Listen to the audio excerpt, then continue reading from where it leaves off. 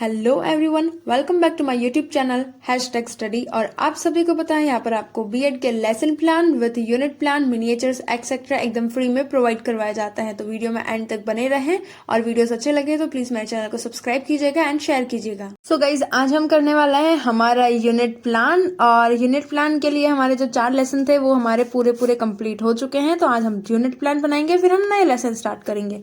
तो देखिए आपको क्या करना है, फॉर्मेट जो है वो आपका ये है और ये आपका 2 पेज में होता है। पहला पेज ये और इसके जो साइड में जो आपका पेज होता है उस पर, यानी कि दोनों पेजों पर आपका एक यूनिट प्लान आता है। ठीक है, तो इस प्रकार से हम इसमें देखेंगे कि 9 कॉलम है। सबसे पहला कॉलम होता है आपका इकाई का। तो इकाई के लिए आपको क्या करना है, आपको इकाई या फिर यूनिट जो भी आप लिखना चाहें वो आप मेंशन कर दीजिए। नंबरिंग डालना चाहे तो भी आप डाल दीजिए। ये मेरी फर्स्ट नंबर की है तो मैं यहाँ पर फर्स्ट भी लिख सकती हूँ। फिर आता है आपको क्या करना है, यूनिट का नेम लिखना है। अगर आप चाहें तो कोशिश कीजिएगा कि अलग कलर के पेन से लिखे ताकि वो थोड़ा सा हाईलाइट हो जाए। तो मैंने यहाँ पर पिंक कलर के पेन का यूज किया है। और पेन में आप ये भी जरूर ध्यान रखें कि आप जेल पेन का यूज थोड़ा सा अवॉइड करें।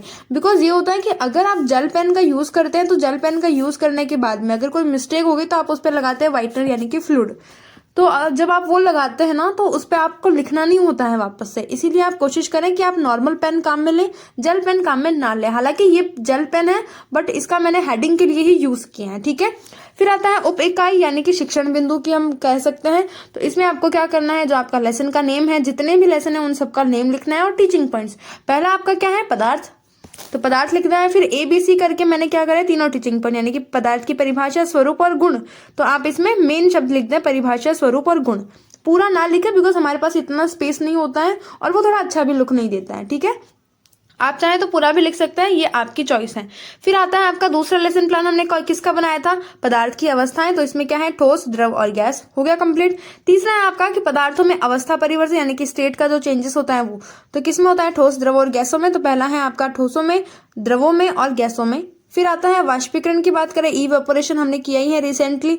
तो इसमें पहला क्या है आपका, उसकी परिभाषा या फिर अर्थ, प्रभावित करने वाले कारक और फिर हो गया आपका महत्व। इस प्रकार से जितने भी लेसन होते हैं वो हमें लिख देना है 1 यूनिट के। ठीक है, फिर आता है आपका शिक्षण उद्देश्य। इसमें क्या करना है, वही आपको जो ज्ञानात्मक अवबोध वाला है वही लिखना है।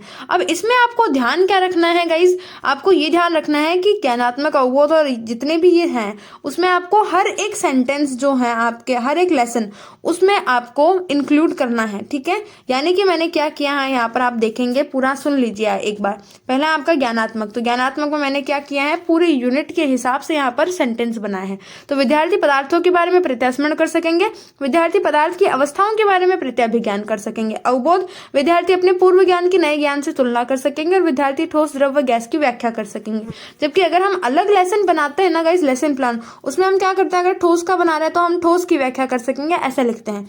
लेकिन यहाँ पर हमें पूरा यूनिट है, सभी लेसन का मिला करके बनाना होता है। ठीक है, फिर आता है ज्ञानोपयोग कि विद्यार्थी अपने दैनिक जीवन में इसका उपयोग कर सकेंगे और विद्यार्थी उच्च कक्षाओं में अध्ययन करने के लिए भी इसका उपयोग कर सकेंगे। कौशल की बात करें यानी कि स्किल, विद्यार्थी ठोस, द्रव और गैस से संबंधित मॉडल बना सकेंगे और विद्यार्थी पदार्थ की अवस्थाओं व वाष्पीकरण से संबंधित चार्ट व मॉडल बना सकेंगे।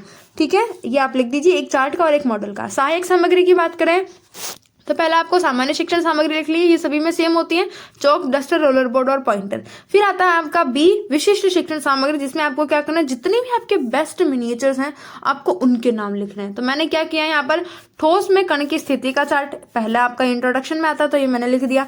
द्रव में अवस्था परिवर्तन का चार्ट, ये आपका दूसरे लेसन से हो गया।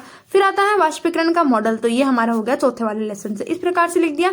फिर इसके बाद में जो आपका सामने वाला पेज होता है वो हमारा रहा नीचे। देखिए तो यहाँ पर क्या है, 5वां आपका कॉलम है छात्राध्यापिका कथन वाला, यानी कि हमें क्या करना है, जो आपकी पूरी कंप्लीट यूनिट है उस पूरी यूनिट की आपको समरी जो है वो यहाँ पर लिखनी होती है। तो देखिए ये मेरी समरी क्या है वो मैं आपको बताती हूँ कि हमारे आसपास की प्रत्येक वस्तु जिस सामग्री से मिलकर बनी है उसे हम क्या कहते हैं, पदार्थ कहते हैं। पदार्थ की मुख्यतः 3 अवस्था होती है, ठोस, द्रव और गैस। और इन अवस्थाओं में कणों की स्थिति जो है वो विभिन्न होती है। प्रत्येक अवस्था में अवस्था परिवर्तन होता है और वाष्पीकरण भी एक सतही प्रक्रिया है।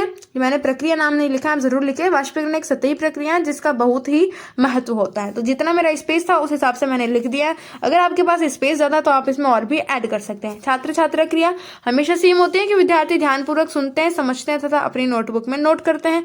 श्यामपट सारांश में आपको क्या करना है, यहाँ पर मैंने क्या किया है, जो एक मिनिएचर मैंने यहाँ पर लिया है ब्लैक बोर्ड समरी वाला, और वो मैंने यहाँ पर कॉपी पेस्ट कर दिया है। ठीक है, आप चाहे तो यहाँ पर 2 भी ले सकते हैं, 3 भी ले सकते हैं, मैं हमेशा एक ही लेती हूँ। ठीक है, और उसके लिए आपको क्या करना है, ब्लैक बोर्ड समरी को आपको बाउंड्री करना है। ठीक है, ये मैंने ब्लैक पेन से बाउंड्री कर दिया और यहाँ पे लिख दिया कि पदार्थ के कण निरंतर गतिशील होते हैं और इनके कणों में गतिज ऊर्जा होने से विसरण व अवस्था परिवर्तन संभव होता है।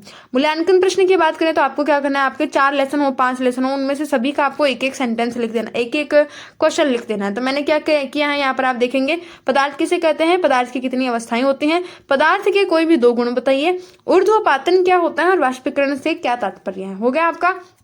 गृह कार्य की बात करें तो गृह कार्य में होम असाइनमेंट होता है। इसमें हम क्या करते हैं, एक लेसन का आपका एक ही हम क्वेश्चन देते हैं। तो यहाँ पर 4 लेसन है तो 4 क्वेश्चन होंगे, तो मैंने यहाँ पर 3 जो है आपके लेसन प्लान के क्वेश्चन लिए कि पदार्थ का भौतिक स्वरूप कैसा होता है, इसके गुणों को विस्तार से समझाइए। दूसरा प्रश्न है कि पदार्थों में होने वाले अवस्था परिवर्तन को विस्तार पूर्वक समझाइए।